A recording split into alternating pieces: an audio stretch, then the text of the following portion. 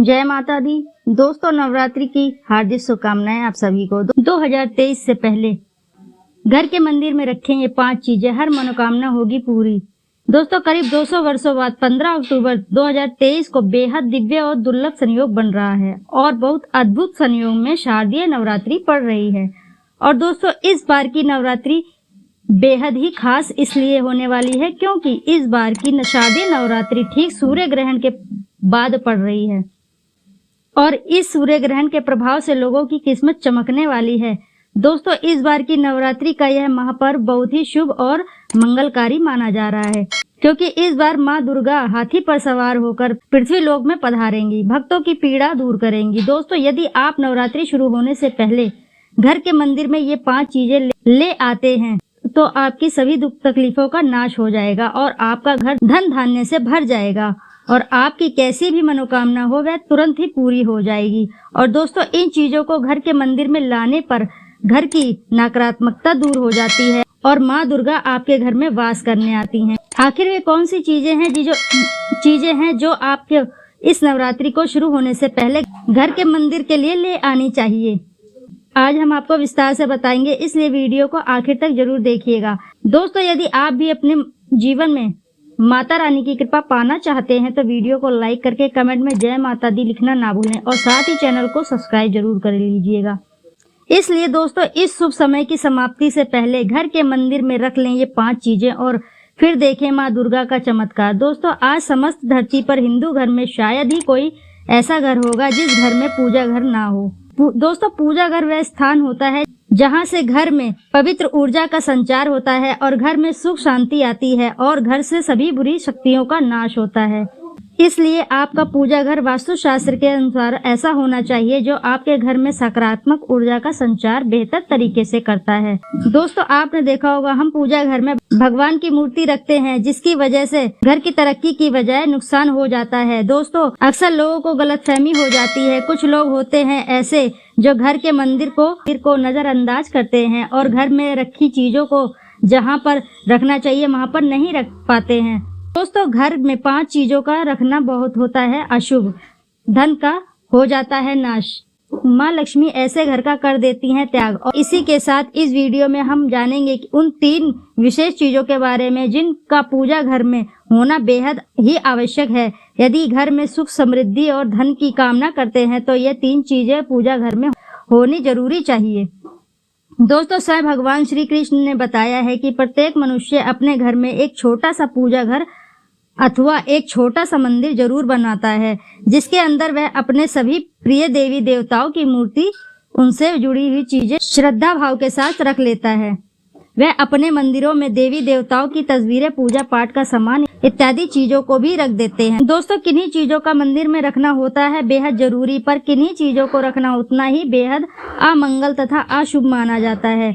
दोस्तों, आइए अब जानते हैं उन वस्तुओं के बारे में जो आपके पूजा घर में जरूरी होनी चाहिए। इन चीजों की घर में होने से होती है धन की वर्षा, माँ लक्ष्मी करती हैं ऐसे घर में स्थायी रूप से वास। दोस्तों, पहली चीज है गंगा जल। हमारे शास्त्रों में गंगा जल को अत्यंत पवित्र माना गया है, इसीलिए पूजा घर में गंगा जल का अत्यंत आवश्यक है। गंगा नदी में सभी पापों को नष्ट करने वाली तथा सभी व्याधियों का नाश करने वाली है। इसीलिए यदि आपके पूजा घर में एक तांबे के छोटे पात्र में आप गंगा जल भरकर रखते हैं तो इससे आपका पूजा घर की शुद्धता बनी रहेगी और आपको पूजा का संपूर्ण फल प्राप्त होगा। दूसरी चीज है कलश।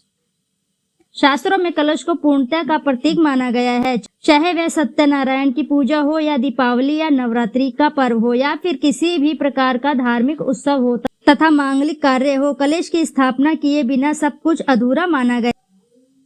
पूजा में कलश का उपयोग देवताओं का आवाहन करने के लिए किया जाता है। ईश्वर के सामने तांबे के कलश में पानी भरकर रखें इतना शुभ होता है कि अगर हम अपनी रोज की पूजा करते समय भगवान के सामने तांबे के कलश में पानी भरकर रखें तो उसका चमत्कारी प्रभाव हमें जरूर देखने को मिलेगा। इसीलिए जहाँ तक हो सके तांबे के कलश का उपयोग करें। दोस्तों, नवरात्रि का महापर्व बहुत ही शुभ माना और मंगलकारी माना जाता है। नवरात्रि के पूरे 9 दिन गंगा जल के हर एक बूंद की तरह पवित्र माने जाते हैं। ये शुभ समय भक्तों के जीवन में खुशियों की सौगात लेकर आता है। दोस्तों, आपको बता दें कि 2023 में इस साल माँ दुर्गा हाथी पर सवार होकर पृथ्वी लोक में पधारेंगी। शास्त्रों में वर्णित है कि तथा मान्यताओं के अनुसार यदि शारदीय नवरात्रि पर यदि माता दुर्गा का आगमन उनके वाहन सिंह पर नहीं बल्कि हाथी पर होगा तो मान्यता है कि माता दुर्गा हाथी पर सवार होकर आना बहुत ही शुभ और कल्याणकारी माना जाता है। जीवन सुखमय हो जाता है। भक्ति का भरपूर लाभ भक्त जनों को मिलता है। दोस्तों, इस बार नवरात्रि पूरे 9 दिन तक मनाई जाएगी।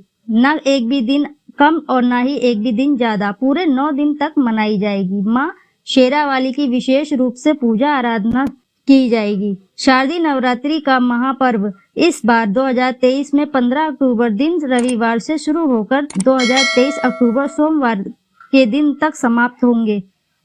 ऐसे में शारदीय नवरात्रि में माता दुर्गा की कृपा पाने के लिए कलश स्थापना का शुभ मुहूर्त है 15 अक्टूबर को दिन में 11:44 से दोपहर 12:30 तक कलश स्थापना का शुभ मुहूर्त रहेगा। मुहूर्त में की गई पूजा बहुत ही शुभ मानी जाती है। इससे समस्त देवी देवताओं की कृपा प्राप्त होती है और पूजा पाठ का फल भी कई गुना लाभ प्राप्त होता है। दोस्तों, आज हम कुछ ऐसी गलतियों के बारे में जानेंगे जो अगर आपके घर में भी होती है तो माता लक्ष्मी कभी नहीं करती ऐसे घरों में प्रवेश। फिर चाहे आप कितनी भी पूजा पाठ कर लो, माता लक्ष्मी ऐसे घर में कभी नहीं प्रवेश लेती। ऐसे घर से देवी देवता भी हमेशा रहते हैं नाराज। दोस्तों, पूरी जानकारी के लिए इस वीडियो को आखिरी तक जरूर देखिएगा। दोस्तों, यदि आप भी अपने जीवन में माता लक्ष्मी का आशीर्वाद पाना चाहते हैं तो कमेंट में जय माता दी लिखना ना भूलें और साथ ही चैनल को भी सब्सक्राइब जरूर कर लीजिएगा। दोस्तों, नवरात्रि के पहले दिन मंदिर की अच्छी तरह से साफ सफाई कर लें। मंदिर के अंदर यदि पुरानी मालाएं, टूटी फूटी मूर्तियां हों अगर और उसके साथ खाली माचिस के डिब्बे रखे हैं तो उन्हें बाहर फेंक दीजिए और टूटी फूटी मूर्ति को किसी भी नदी में प्रवाहित कर दें। इसी के साथ घर में छोटे बच्चों को नवरात्रि का व्रत नहीं रखना चाहिए। इससे उनकी जान को खतरा रहता है क्योंकि इस व्रत में शरीर को अधिक शक्ति की आवश्यकता होती है। माता शेरावाली की तस्वीर यदि कांच के फ्रेम में है तो वह कांच हल्की से भी यदि टूटी हुई है तो ऐसी कांच को अवश्य ही बदल डालें या ऐसी तस्वीर को जल में प्रवाहित कर दें। नवरात्रि के इन 9 दिनों में आचार विचार और घर को साफ सुथरा करके रखना अति आवश्यक है। इसलिए नवरात्रि के 9 दिनों में ब्रह्मचर्य का पालन किया जाता है और तामसिक भोजन ग्रहण नहीं किया जाता है। नवरात्रि के 9 दिनों में माता रानी के भक्तों प्याज, लहसुन, मांस, मदिरा और अंडे से दूर रहना चाहिए। अधिकतर भक्त उन नियमों का पालन नहीं करते हैं लेकिन वो एक गलती कर बैठते हैं। नवरात्रि के 9 दिन में इन अपवित्र चीजों को रख लेते हैं। ऐसा भूलकर नहीं करना चाहिए। भागवत पुराण के अनुसार नवरात्रि के 9 दिनों तक माता रानी अपने भक्तों के घर में वास करती हैं। यदि आप चाहते हैं कि माता रानी आपके घर में वास करे तो आप अपने घर के वातावरण को साफ रखें और नवरात्रि शुरू होने से पहले अपने घर से प्याज, लहसुन, मीट, अंडा, मदिरा को बाहर निकाल दें। अपने घर को साफ सुथरा रखें। इन वस्तुओं को घर से बाहर निकालने के बाद अपने घर में गंगा जल का छिड़काव अवश्य ही करें। भगवत गीता में भगवान श्री कृष्ण कहते हैं, बगैर गंगा जल छिड़के कोई भी मंगल कार्य सफल नहीं माना जाता है। गंगा जल का छिड़काव व स्वयं भगवत गीता में श्री कृष्ण ने बताया था।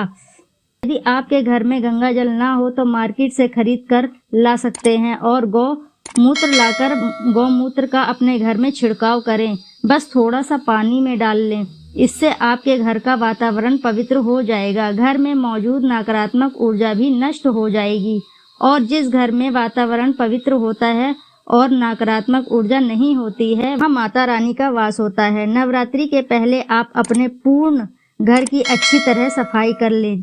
घर में जो भी फालतू सामान है, फटे पुराने कपड़े, उन्हें बाहर निकाल दें। घर में बेकार पड़ा सामान नकारात्मक ऊर्जा को बढ़ावा देता है, इसलिए गंदगी बिल्कुल भी ना हो।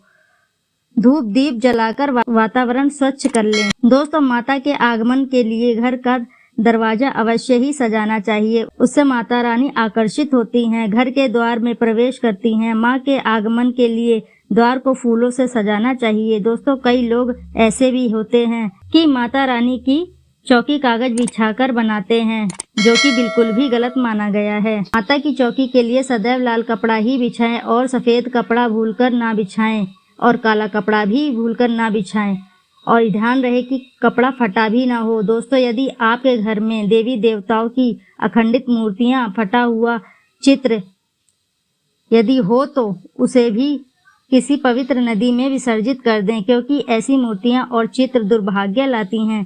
देवी देवताओं की खंडित मूर्ति का पूजन ना करें और ना ही उन्हें घर में रखें, क्योंकि उन्हें घर में रखना अच्छा नहीं माना जाता है। दोस्तों, यदि जानकारी पसंद आई हो तो वीडियो को लाइक कर दें, चैनल को सब्सक्राइब कर दें। एक बार अपनी सच्ची श्रद्धा से जरूर लिख दें कमेंट में जय माता दी।